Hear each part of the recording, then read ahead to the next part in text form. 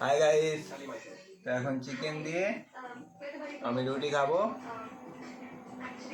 খাওয়ার পরে চিপস আসছে, খাবো।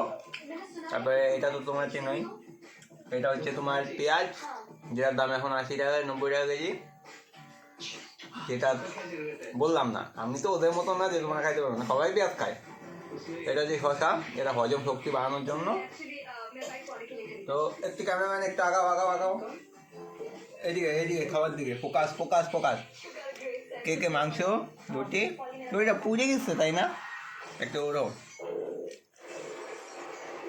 হ্যাঁ, তো আজকের জন্য এতটুকুই।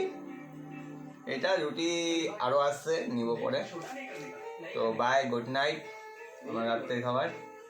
গুড নাইট, সবাই ভালো থাকো। আর একটা জিনিস নিয়ে আসছিলাম, এটা দেখতে হবে না।